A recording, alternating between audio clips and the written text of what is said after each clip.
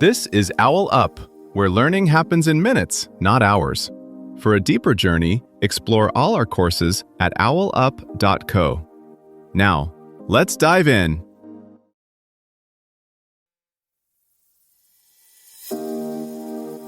Welcome to Chapter 1 of our series, AI Detox, Building a Healthier Relationship with Technology.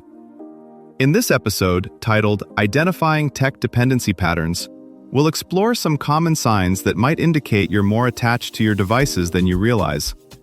So, let's dive in and uncover what these patterns look like. Right now, the average adult taps or checks their phone about 100 times a day. Most can't name even 10 of those moments. You're in a meeting, at dinner, in bed, and your hand moves on its own. So here's the puzzle. If you didn't decide to reach, what did? That tiny, almost invisible moment, your hand moving before you've decided, is where tech dependency hides. Neurologically, your brain is running a well-worn shortcut. Dopamine anticipation spikes, prefrontal brakes loosen, and your body completes the loop before your conscious mind even checks in. Psychologically, these loops are reinforced by anxiety. What am I missing? Boredom or stress, each turning the phone into a reflexive coping tool. Behaviorally, it shows up as micro-checks, in elevators, at red lights, between sentences in a document. What's shifting now is that these patterns are becoming measurable. Screen time dashboards, app open logs, even wearable stress markers can reveal the exact times of day, emotional states, and contexts where your technology begins to drive you instead of the other way around. Think of this episode as a kind of architectural survey of your digital life. We're not knocking walls down yet. We're just mapping the load-bearing structures. The goal isn't to shame your habits, but to surface patterns you can actually see. The apps that always seem to open when you're tired. The late-night sessions that quietly erode sleep. The quick checks that stretch into missed focus blocks. AI-powered tools are already doing this at scale for companies and platforms. Here, you'll borrow the same mindset to study a single, very specific system, you, over the next few days. Think of this section as switching from noticing weird creaks in the house to quietly walking around with a clipboard and a tape measure. Now that you've seen those tiny, automatic reach-for-phone moments, the next step is to figure out what kind of dependency pattern you're running. Researchers usually see 3 broad signatures. 1. Reward-chasing loops. These show up as rapid, frequent checks. Unlock, glance, nothing much, repeat. The behavior clusters around anything that can deliver a small win. Notifications, feeds, unread counts.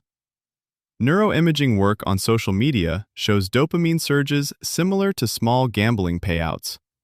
Behaviorally, that looks like you chasing, maybe this time, hits. When your usage graph is a jagged skyline of tiny peaks all day, you're in reward-chasing territory. 2. Escape and numb patterns. Here, the phone isn't about excitement, it's about relief. You dive into games, long video sessions, or endless scrolling right after stress spikes. Tough email, awkward conversation, late-night worry. The WHO's data on problematic gaming sits right inside this category. Use moves from fun to functional anesthesia. It often costs you sleep, deep work, or real-world recovery time. 3. Obligation spirals. This looks socially acceptable, even productive. Constant messaging, email, work apps, until you notice there's never an off switch.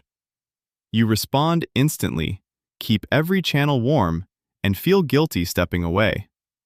The behavior is driven less by pleasure and more by anxiety about others' expectations or missing opportunities. The outcome is similar: mental fragmentation and chronic stress. AI-driven analytics are very good at spotting these shapes in the data. dense clusters of late-night usage, bursty microsessions, or work apps bleeding into every hour of the day. But you don't need enterprise-grade tools to start. Most phones already log when and how you interact. Wearables can hint at what state you were in: elevated heart rate, shallow sleep, constant, lightly active fidgeting. Your job this week isn't to cut usage, it's to tag it with meaning. Was I chasing a tiny reward? Was I escaping something? Was I answering a perceived obligation? Once those tags become visible, too much screen time stops being a vague guilt and starts to look like a few specific, repeatable loops you can actually redesign. Think of 3 friends, each with a different digital signature. Sam's graph is a spiky seismograph. Dozens of 20-second bursts in messaging and social apps between tasks. If you watched a replay of his day, you'd see him orbiting tiny red dots, badges, alerts, pings, never staying in deep focus for long. Maya's pattern is smooth but heavy, long contiguous blocks at night in video and games. Her usage looks calm on a chart, but if you overlaid sleep data, you'd see bedtimes quietly drifting later and recovery scores sliding down through the week. Luis looks on call around the clock. Productivity, chat, and email show up in thin streaks from breakfast to midnight. No single session is huge, yet there are almost no tech-free gaps longer than 30 minutes. His stress metrics plateau instead of spiking. He never fully powers down. AI tools are starting to classify patterns like these automatically, but you can learn a lot by just noticing which of these 3 you resemble at different times of day. As pattern tracking matures, your phone could feel less like a slot machine and more like a coach. Multimodal AI may quietly notice 3 late-night scroll marathons in a row, sleep debt rising, then offer tiny course corrections, a darker UI, slower notifications, or a suggested wind-down playlist. Cities might join in: Wi-Fi-free paths through parks, focus booths in libraries, commute zones where signals fade like a dimmer switch instead of cutting out abruptly. Your challenge this week: treat your data like a feedback studio. Once a day, glance at your usage and jot the moment that surprised you most, like finding a light left on in an empty room. Over a few days, those surprises start tracing a blueprint, hinting where tiny structural tweaks could make the whole system feel calmer. This was OwlUp, your daily step forward. To keep learning with structured courses and more insights, go to owlup.co. Until tomorrow!